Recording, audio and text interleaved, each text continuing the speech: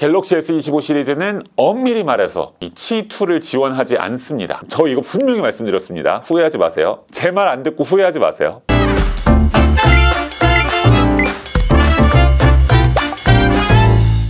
아하! 아라리의 기린입니다. 애플 맥세이프가 유명해지면서 안드로이드에도 이 맥세이프가 탑재될 수도 있다라는 얘기 들어본 적 있으십니까? 특히나 이번 갤럭시 S25 시리즈가 출시되면서 분명히 맥세이프가 들어갈 것이다 이런 얘기가 많이 있었는데요. 이번에는 맥세이프보다는 AI에 굉장히 좀 많이 힘이 실리면서 AI 관련된 얘기만 많이 나오고 맥세이프 관련된 얘기는 별로 나오지 않는 것 같아요. 그런데 갤럭시 S25 시리즈에는 맥세이프 비슷한 것이 들어갔습니다. 맥세이프가 아니라 정확하게 말하자면 맥세이프 기술을 토대로 만들어진 C2라는 인증 규격입니다. 그래서 결론적으로 갤럭시 S25에서는 C2를 지원하나요? 아니요. 이게 무슨 말이냐? 이것을 설명하기 위해서는 무선 충전 규격의 역사에 대해서 살짝 짚고 넘어가야 됩니다. 세계 무선 충전의 표준이라고 알려져 있는 C 무선 충전은 두 가지의 충전 규격을 동시에 갖추고 있어야 됩니다. BPP와 EPP인데요. BPP는 5W 그리고 EPP는 15W까지 출력이 가능한 규격입니다. 제가 앞에도 여러 번 말씀드렸지만 무선 충전은 무선 충전 신호를 보내는 코일과 무선 충전 신호를 받는 코일이 정확하게 정렬하지 않으면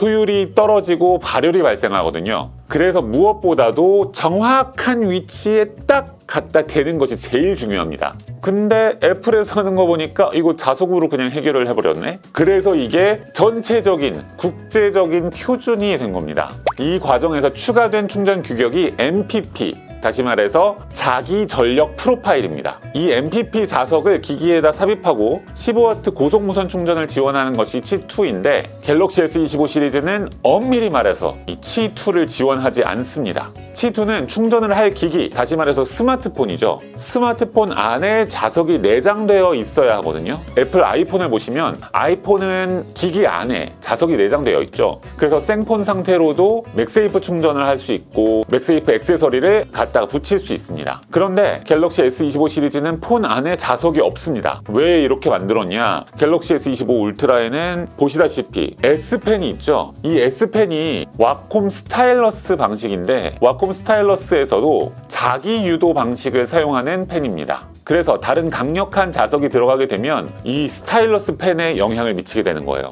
다시 말해서 S펜을 못 써버리는 거죠. 무선 충전 컨소시엄인 WPC에서는 이러한 경우를 고려해서 C2.1 버전이라는 것을 만들었는데 C2.1의 핵심은요, 자석을 스마트폰 안에다 놓는 게 아니고 자석을 내장한 외부 케이스를 통해서 코일을 정렬시키고 15W 출력을 가능하게 만든다는 겁니다. 이건 어떤 거랑 비슷하냐면 우리 아이폰 쓸 때 아이폰에도 맥세이프가 굉장히 유명해지고 흔해지고 편리해지고 막 이러니까 맥세이프를 지원하지 않던 아이폰, 다시 말해서 아이폰 11이라든지 아이폰 10이라든지 이런 것들, 그런 예전 아이폰 전용 맥세이프 케이스가 출시가 돼서 맥세이프 케이스를 씌워서 무선 충전을 하고 그랬었잖아요. 이거랑 비슷하다고 보시면 될 것 같습니다. 그래서 엄밀히 말하면 갤럭시 S25는 C2를 지원하는 것이 아니고 C2.1 버전인 C2 레디를 지원하는 것인데 이 C2 레디 기능을 온전히 잘 활용하려면 그거 아세요? 소위 맥세이프 케이스라는 이름을 붙은 케이스를 쓰면 안 되고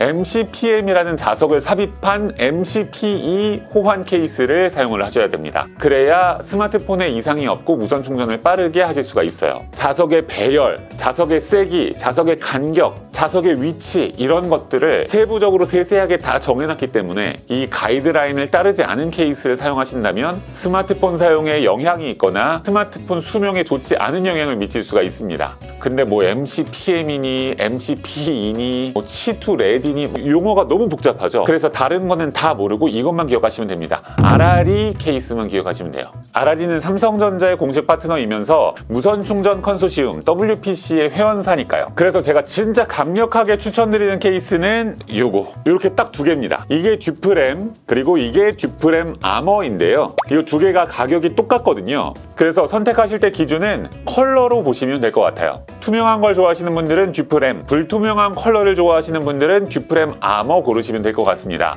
그러면 왜 RR이냐? RR이는 뭐가 다르냐? 첫 번째로 RR이 듀프램과 듀프램 아머는 43종의 치투 인증 충전기 호환성 테스트를 통과했습니다. 이게 무슨 말이냐면 WPC에서 치투 충전기로 인증받은 충전기가 있을 거 아니에요. 이거는 그 충전기가 아닌데 이걸로 그냥 예시를 들어서 설명을 해드리면 충전기에 우리 케이스, RR이 듀프램 케이스를 씌워서 이렇게 딱 붙여봤습니다. 그러고 나서 한 5분 정도 테스트를 해봤어요. 그랬더니 무선 충전이 잘 돼. 이상이 없어요. 중간에 끊기거나 발열이 생기거나 충전이 느리거나 이런 상황이 없이 15W로 쭉 잘 들어갑니다. 그래야만 통과할 수 있거든요. 그걸 다 통과했다는 얘기는 고속 무선 충전에 이상이 없다, 무리가 없다라는 뜻이죠. 갤럭시 S25 시리즈의 C2 레디 기능을 제대로 사용하시려면 이거 꼭 확인하셔야 됩니다. 케이스 때문에 C2 충전이 끊기거나 버벅대거나 이러면 진짜 답답하고 화가 나거든요. 자석의 위치가 상하 좌우 오차 없이 정확합니다. 삼성에서 제시하는 가이드라인에 정확히 맞췄고요. 자석이 얼마나 틀어져 있는지, 간격은 어느 정도여야 되는지 등에 대해서도 엄격하게 기준이 정해져 있거든요. 그러니까 오류가 발생을 할래야 발생을 할 수가 없죠. 충전 효율이 뛰어난 것은 당연한 거고 그만큼 발열이 많이 발생하지 않으니까 배터리 관리 측면으로도 좋습니다. 두 번째는 SPCC를 통해서 자력이 차폐된다는 건데요. 저희가 갤럭시 S24 울트라 때에도 이렇게 자석이 삽입된 케이스를 출시를 했었어요. 그런데 그때는 저희가 테스트를 해봤을 때 별다른 차폐가 없어도 자석이 S펜을 사용하는데 큰 영향을 주지 않았거든요. 그래서 딱히 저희가 그거에 대해서 언급을 하지 않았는데 이번에 갤럭시 S25 시리즈를 준비하면서 보니까 이 동그란 자석에 대해서 자력을 차폐하지 않으면 S펜 사용에 지장이 확실히 있더라고요. 왼쪽이 차폐가 없는 일반적으로 시중에서 쉽게 구입할 수 있는 맥세이프 케이스고요. 오른쪽이 RR이의 듀플 M입니다. 보시면 왼쪽은 이렇게 S펜이 이거 보세요. 뚝뚝 끊기는 거 보이시죠? 반면에 오른쪽은 끊김없이 매끄럽게 선이 이어지고 이거 필압도 잘 표현되는데요. 그리고 자력이 삼성 월렛을 사용해도 영향을 미칠 수가 있는데요. 다들 아시다시피 국내에서 삼성 월렛을 사용할 때에는 MST 방식과 NFC 방식이 둘 다 사용됩니다. 그렇기 때문에 무턱대고 자력이 강력하기만 한 케이스를 사용하게 된다면 이 MST 방식의 결제를 사용할 때 결제가 되지 않거나 버벅대는 현상이 발생할 수가 있습니다. 케이스 하나 잘못 고른 것 때문에 두고두고 여간 귀찮은 게 아닌데요. 나는 굳이 S펜을 사용하지 않을 거야. 그리고 삼성 월렛도 사용하지 않을 거야. 라고 하시는 분들은 뭐 어쩔 수 없죠. 아무거나 쓰셔도 됩니다. 하지만 나는 S펜도 써야 되고 삼성 월렛도 써야 되고 S25 울트라의 모든 기능을 잘 활용할 거야 라고 하시는 분들은 케이스 고르실 때 따져보고 고르셔야 됩니다. 저 이거 분명히 말씀드렸습니다. 후회하지 마세요. 제 말 안 듣고 후회하지 마세요. 세 번째는 이 MCPM 자석을 폴리카보네이트판 안에다가 넣었다는 겁니다. 이렇게 비스듬히 비춰서 보면 매끈한 게 딱 보이고요. 손끝으로 이렇게 만져봐도 걸리는 게 하나도 없이 매끈하게 딱 느껴지죠. 시중에서 흔히 구할 수 있는 맥세이프 케이스들은 거의 대부분 폴리카보네이트판의 가운데를 이렇게 원형으로 자석 모양 그대로 파서 그 위에 자석을 얹고 그것을 아주 강력한 양면 테이프로 부착을 하는 거죠. 제조사 입장에서는 이런 방식이 더 만들기 쉽다라는 장점이 있습니다. 하지만 소비자 입장에서는 오래 사용하다 보면 이 접착력이 약해져서 자석이 떨어져 나온다거나 자석과 폴리카보네이트의 단차 때문에 스마트폰에 긁힘이 발생할 수도 있다. 이런 우려가 있는 것이 사실입니다. RR이 듀프램과 듀프램 아머는 MCPM 자석을 폴리카보네이트판 안에 삽입한 상태로 가공한 것이어서 만져봤을 때 느껴지는 단차가 아예 없습니다. 자석 간의 간격이랑 자석이 틀어져 있는 각도까지도 가이드라인으로 정해져서 내려온다고 말씀드렸잖아요. 여기에다가 자석의 위치까지 고려해서 폴리카보네이트 판을 재단하는 그런 것까지 계산을 해야 되기 때문에 공정이 조금 더 복잡합니다. 하지만 소비자 입장에서는 훨씬 더 좋죠. 자석이 떨어질 일도 없고 폰이 긁힐 일도 없으니까요. 예쁘기도 하고요.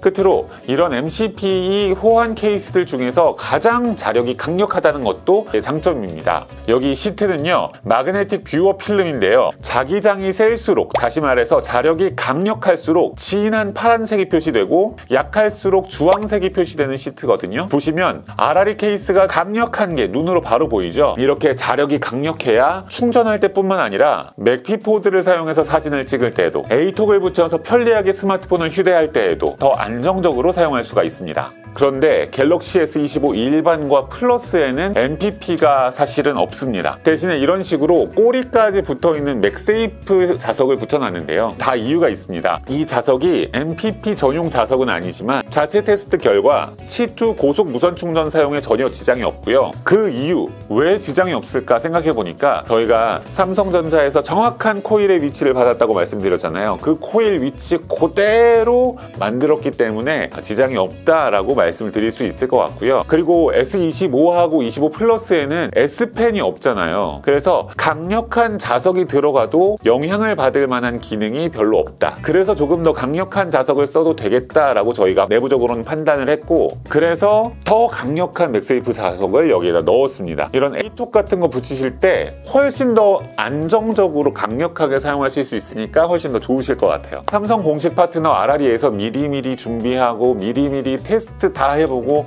그렇게 출시한 케이스니까 여러분들도 믿으셔도 좋을 것 같습니다. 오늘은 이렇게 갤럭시 S25 시리즈의 MPP 케이스에 대해서 자세하게 알아보는 시간 가져봤고요. 궁금하신 점 있으시면 댓글로 남겨주시면 제가 바로바로 댓글 달아드리도록 하겠습니다. 구독, 좋아요, 알림 설정까지 하는 거 잊지 마시고 우리는 다음 영상에서 만나요. 빠잇! 대한민국 대표 모바일 액세서리 브랜드 RRE